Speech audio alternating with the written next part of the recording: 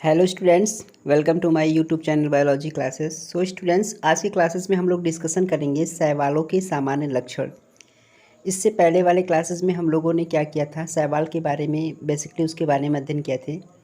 But आज हम देखेंगे शैवालों के कौन कौन से कैरेक्टर्स होते हैं, इसके जनरल कैरेक्टर्स क्या होते हैं। ठीक है, तो अगर हम इसमें बात करें शैवालों के लक्षण की, तो शैवाल के जो लक्षण होते हैं, शैवाल के लक्षण निम्नलिखित होते हैं। मतलब शैवाल के जो लक्षण होते हैं उसे मुख्य रूप से निम्नलिखित भागों में क्या कर सकते हैं, हम समझ सकते हैं उसको, या निम्नलिखित भागों में उसको बांट सकते हैं। जैसा कि इसका पहला कैरेक्टर क्या होगा कि अधिकतर शैवाल जलीय होते हैं, जो समुद्री एवं अलवड़ी जल में क्या होते हैं, अलवड़ी जल में पाए जाते हैं। मतलब ऐसे शैवाल होते हैं जो समुद्र में भी पाए जाते हैं और जहाँ पे अलवड़ी जल होते हैं वहाँ पर भी क्या होते हैं, पाए जाते हैं। ठीक है, अगर हम दूसरे पॉइंट की बात करें तो शैवाल जो होते हैं, शैवाल की संरचना अत्यंत सरल होती है, जिसे क्या कहते हैं, थैलस कहते हैं। इससे पहले वाले क्लासेस में हम आप लोगों को बताए भी थे, थैलस का मतलब एक तरह से इसमें जड़, तना, पत्ती ये सब क्या होते हो, पूर्व से विकसित नहीं होते हो, उसे क्या कह सकते हैं, हम थैलस कह सकते हैं। अर्थात इनकी जो बॉडी होती है वो थैलस की तरह होता है। ठीक है, दो लक्षण इसके समझ में आ गए। पहले लक्षण क्या है, अधिकतर शैवाल कहाँ होते हैं, तो जल में होते हैं। मतलब अधिकतर शैवाल जो होते हैं वो जलीय होते हैं, जो कि समुद्री और लवड़ी जल में क्या होते हैं, पाए जाते हैं। दूसरी पॉइंट क्या बताएंगे, शैवाल की संरचना जो होती है अत्यंत क्या होती है, सरल होती है, जिसे क्या कहते हैं, जिसे थैलस कहते हैं। ठीक है, अगर हम इसके तीसरे पॉइंट की बात करें तो तीसरा पॉइंट क्या हो जाएगा, शैवाल जो होते हैं इसमें पर्णहरिम युक्त स्वपोषी होते हैं। जितने भी प्रकार के शैवाल होते हैं, शैवाल में क्या पाया जाता है, पर्णहरिम युक्त होते हैं, अर्थात इनमें क्लोरोफिल जो होता है पाया जाता है। और जब इनमें क्लोरोफिल पाया जाएगा तो ये क्या हो जाते हैं, ये स्वपोषी होते हैं। क्या हो जाएंगे, स्वपोषी हो जाएंगे। और इनके हरित लवक में क्या होता है, ग्रेना जो होता है अनुपस्थित होता है। जब आप लोग पढ़े होंगे हरित लवक की संरचना, तो हरित लवक की संरचना में बताया गया कि उसकी, जैसे ये मान लीजिए कोई हरित लवक की संरचना है और इस हरित लवक की संरचना में कुछ इस प्रकार से क्या होता है, सिक्के जैसी इसमें बहुत सारी संरचनाएं पाती है। और इस सिक्के जैसी संरचना को क्या कहते हैं, थैलेक्वाइड्स कहते हैं। और जब ये थैलेक्वाइड्स क्या होते हैं, बहुत सारे संख्या के रूप में या बहुत सारे समूहों के रूप में पाए जाते हैं, तब उसे क्या कहते हैं, ग्रेना या ग्रेनम कहते हैं। ठीक है, तो ग्रेना किसे कहते हैं बता लेंगे कि हरित लवक के अंदर क्या होता है, तो हरित लवक के अंदर बहुत सारे सिक्के जैसी क्या पाई जाती है, संरचना पाई जाती है, जिसे क्या कहते हैं, जिसे ग्रेना कहते हैं। ठीक है, और ये जो ग्रेना होता है, ग्रेना जो होता है ये शैवाल में जो होता है, ग्रेना जो होता है नहीं पाया जाता है। कहने का मतलब है कि शैवाल में जो हरित लवक पाया जाता है उसके हरित लवक में जो ग्रेना होता है वो क्या होता है, अनुपस्थित होते हैं। ठीक, और शैवाल की कोशिका भित्ति किसकी बनी होती है, तो शैवाल की कोशिका भित्ति जो होती है वो सेलुलोज की क्या होती है, बनी होती है। तो शैवाल की कोशिका भित्ति किसकी बनी होती है, सेलुलोज की क्या होती है, बनी होती है। ठीक है, और वीडियो को क्या करिए, आप वीडियो को देखने से पहले आप क्या करिए, कॉपी और कलम लेकर के बैठ जाया करिए, अच्छे से नोट्स बनाते चलिए। क्योंकि जो मैं कंटेंट देता हूँ ये बहुत सारे जगहों से मतलब एक अच्छा सा मैटर देता हूँ और एक इजी लैंग्वेज में देता हूँ, ताकि आपको आसानी से चीज़ें याद भी हो सके, किसी भी वर्ड में कोई डिफ़िकल्टी नहीं होती होगी। अगर आपको ऐसा लगता है जो वर्ड समझ में नहीं आ रहा है, जो सेंटेंस समझ में ना आए, आप कमेंट बॉक्स में लिख करके हमें बता दिया करिए कि इस सेंटेंस में आपको प्रॉब्लम हो रही है या फिर इस वर्ड्स में जो भी प्रॉब्लम्स हो रहा है, आप क्या करेंगे, मुझे कमेंट बॉक्स में लिख करके बता देंगे, तो मैं उसको एक्सप्लेन कर दूँगा अच्छे से। ठीक है, और वीडियो को पूरा देखा करिए, और वीडियो अगर अच्छा लग रहा है तो वीडियो को लाइक भी कर दिया करिए, और चैनल को सब्सक्राइब कर लीजिए और वीडियो को शेयर कर दिया करिए। ठीक है, चलिए देख लेते हैं इसकी अगली कैरेक्टर्स क्या है। शैवाल की कोशिका भित्ति सेलुलोज की बनी होती है, मैंने बताया। फिर उसके बाद शैवाल की संरचना एक कोशिकीय एवं बहुकोशिकीय दोनों हो सकते हैं। मतलब जो शैवाल की संरचना होती है वो क्या हो सकती है, वो एक कोशिकीय और बहुकोशिकीय दोनों हो सकते हैं। और उसके बाद एक कोशिकी में कौन हो सकता है, तो एक कोशिकी में हो सकता है क्लेमाइडोमोनास। क्या हो जाएगा, क्लेमाइडोमोनास हो जाएगा। और बहुकोशिकी में कौन हो जाएगा, बहुकोशिकी में हो जाएगा यूलोथ्रिक्स हो जाएगा। ठीक है, तो जो शैवाल होते हैं ये बेसिकली एक कोशिकी भी होते हैं और क्या होते हैं, बहुकोशिकी भी होती है। ये दोनों प्रकार के शैवाल हो सकते हैं। तो एक कोशिकी का एग्जाम्पल पूछेगा तो क्या बता देंगे, एक कोशिकी पूछेगा तो ये क्लेमाइडोमोनास हो जाएगा, और बहुकोशिकी पूछेगा तो क्या हो जाएगा, यूलोथ्रिक्स हो जाएगा। ठीक है, अब हम इसके आगे की तरफ देख लेते हैं, अगला कैरेक्टर क्या है इसका। शैवालों में जो भोजन होता है, शैवालों में भोजन मंड के रूप में क्या होता है, तो मंड के रूप में संचित रहता है। ठीक है, शैवालों में जो भोजन होता है किस रूप में, मंड के रूप में संचित रहता है।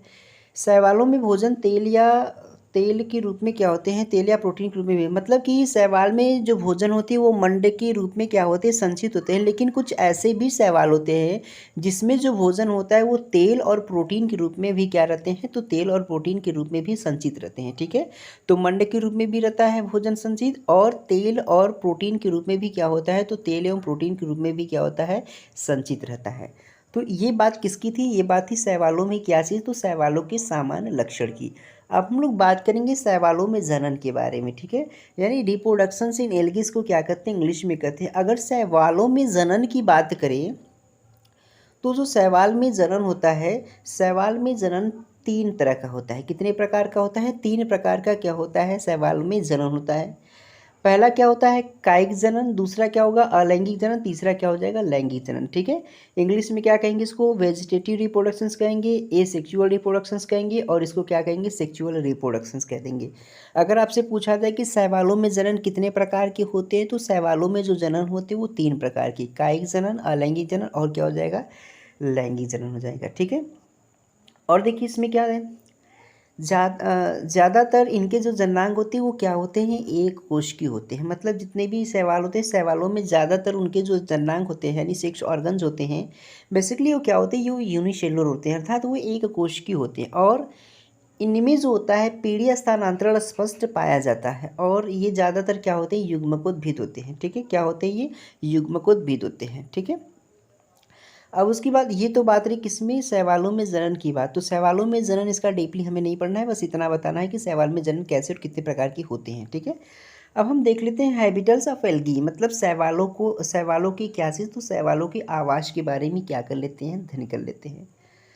तो अधिकतर शैवाल जो होते हैं क्या होते हैं, जल में पाए जाते हैं। किस में पाए जाते हैं, जल में पाए जाते हैं। परंतु इसके अलावा कई शैवाल विभिन्न प्रकार के क्या होते हैं, आवासों में पाए जाते हैं। लेकिन ज़्यादातर मैं आपको बता दूं कि ज़्यादातर जो शैवाल होते हैं वो बेसिकली किस में होते हैं, तो वो जल में पाए जाते हैं। लेकिन कुछ ऐसे भी शैवाल होते हैं जो विभिन्न प्रकार के आवासों में विभिन्न प्रकार के स्थानों पर क्या होते हैं, पाए जाते हैं। ठीक है, अगर शैवालों को स्वभाव एवं प्राकृतिक वास के आधार पर देखें तो इन्हें निम्नलिखित में हम क्या कर सकते हैं, बांट सकते हैं।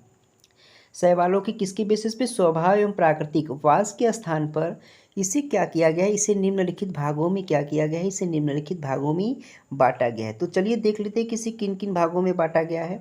तो सबसे पहला जो हो जाएगा, सबसे पहले इसमें हो जाएगा जलीय शैवाल। क्या हो जाएगा, जलीय शैवाल हो जाएगा। दूसरा क्या हो जाएगा, स्थलीय शैवाल हो जाएगा। तीसरा क्या हो जाएगा, असाधारण प्राकृतिक आवास वाले शैवाल। और क्या हो जाएगा यहाँ पे, अंतः जंतुक शैवाल हो जाएगा। मतलब ये क्या है, तो ये शैवालों के जो आवास होते हैं, शैवालों के आवास को ये निम्नलिखित भागों में क्या किया गया है, तो निम्नलिखित भागों में बांटा गया है। ठीक है, अब हम एक एक के बारे में क्या कर लेते हैं, स्टडी कर लेते हैं कि जैसे पहले शैवाल, जलीय शैवाल क्या आते हैं, स्थलीय शैवाल क्या होते हैं, तो एक एक के बारे में हम यहाँ पे क्या करेंगे, डिस्कशन करेंगे। चलिए पहले बात कर लेते हैं जलीय शैवाल के बारे में। ठीक है, तो जलीय शैवाल जो है इसके बारे में अगर हम बात करें तो इसको इंग्लिश में क्या कहते हैं, एक्वेटिक एल्गी कहते हैं। क्या कहते हैं, एक्वेटिक एल्गी कहते हैं। ठीक है, मैं एक इन्फॉर्मेशन आपको देना चाहता हूँ कि जैसे कि अभी इससे पिछले वाले क्लासेस में यानी संडे के दिन हम लोगों ने क्या किया था, टेस्ट लिया था। तो टेस्ट में कुछ लोगों ने काफ़ी अच्छे से प्रिपरेशन कर लिया था और अच्छा से अच्छा मार्क्स भी लेकर आया था, बट कुछ लोगों का प्रिपरेशन अच्छी तरह से नहीं थी। तो जो लोगों को प्रिपरेशन अच्छी तरह से नहीं है वे लोग भी क्या करेंगे, प्रिपरेशन को अच्छे से करिए। अब 11th वालों की जो बायोलॉजी की जो क्लासेस है ये पर डे चलती है। अब हर संडे को आपको क्या मिलेगा, टेस्ट मिलेगा। जितना पढ़ाया जाएगा उसका हर संडे को लाइव आकर के उसका टेस्ट लिया जाएगा। तो इस बार भी आप लोग क्या करेंगे, इस बार भी आप लोग अच्छे से तैयारी करके आइएगा और टेस्ट सभी लोग दीजिएगा। ठीक है, टेस्ट बिल्कुल मत छोड़िएगा और क्लास भी मत छोड़िएगा। क्लास जो है कि पर डे देख करके नोट्स बना लिया करिए आप लोग अच्छे से, और नोट्स बना करके उसको अच्छे से पढ़ते रहिएगा, रिवीजन करते रहिएगा, ताकि आपको टेस्ट में कोई प्रॉब्लम्स ना हो। तो अगर हम बात करें जलीय शैवाल, तो इसको इंग्लिश में क्या कहते हैं, एक्वेटिक एल्गी कहते हैं। ये शैवाल जो होते हैं, ये शैवाल कहाँ पाए जाते हैं, तो ये शैवाल जो होते हैं बेसिकली कहाँ पाए जाते हैं, तो ये शैवाल जल में क्या होते हैं, तो ये शैवाल जो होते हैं कि जल में पाए जाते हैं। तो जो शैवाल जल में पाए जाते हैं उन्हें क्या कहते हैं, जलीय शैवाल कहते हैं। और इन जलीय शैवाल को भी क्या किया गया है, दो भागों में बांटा गया। पहला क्या हो जाएगा, अलवड़ी शैवाल, और दूसरा क्या हो जाएगा, समुद्री शैवाल हो जाएगा। अलवड़ी शैवाल को क्या कहते हैं, स्वच्छ जलीय शैवाल भी कहते हैं। क्या कह देंगे, स्वच्छ जलीय शैवाल कह देंगे। तो चलिए देख लेते हैं स्वच्छ जलीय शैवाल या समुद्री शैवाल किसे कहते हैं। तो सबसे पहले इसमें हम ये देख ले कि जो लवड़ी शैवाल या फिर स्वच्छ जलीय शैवाल, इसको इंग्लिश में फ्रेश वाटर एल्गी कहते हैं। ये शैवाल स्वच्छ जल में क्या होते हैं, स्वच्छ जल में पाए जाते हैं, उसे क्या कहते हैं, स्वच्छ जलीय शैवाल कहते हैं। जैसे तालाबों के किनारे पाए जाने वाले शैवाल को क्या कह देंगे, स्पायरोगाइरा कह देंगे। अगर आपसे पूछा जाए कि स्पायरोगाइरा जो शैवाल है कहाँ पाया जाता है, तो ये तालाबों के किनारों पर पाए जाते हैं। उसके बाद कीचड़ में पाए जाने शैवाल कौन होता है, कारा होता है। कौन होता है, कारा होता है। और जल में तैरते हुए शैवाल कौन होते हैं, तो वालवॉक्स होते हैं। ठीक है, तो ये क्या है, ये स्वच्छ जल में पाए जाने वाले क्या है, शैवाल है। ठीक है, अब हम क्या करते हैं, हम आगे देख लेते हैं समुद्री शैवाल कौन होते हैं। ठीक है, अगर मैं समुद्री शैवाल की बात करूं तो समुद्री शैवाल जो होते हैं, ये शैवाल खारे पानी में क्या होते हैं, खारे पानी या खारे जल में जुते पाए जाते हैं। जैसे एक्टोकार्पस और क्या हो जाएगा, सारगासम हो जाएगा। ठीक है, सारगासम जो होता है, ये कैसे एग्जाम्पल से, ये समुद्री शैवाल के एग्जाम्पल से। ठीक है, अब आगे देखना है हमें ये कि दूसरा क्या हो जाएगा, दूसरा हो जाएगा स्थली, क्या हो जाएगा, स्थली शैवाल हो जाएगा।